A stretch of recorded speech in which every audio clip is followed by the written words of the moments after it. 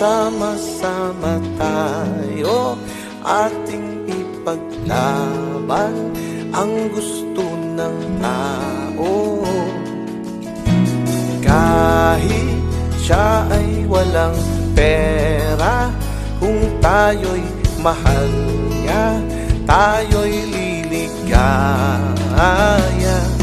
Yakap mo'y sapat na upang aking madama ang pag-asa na nagmumula sa'yo.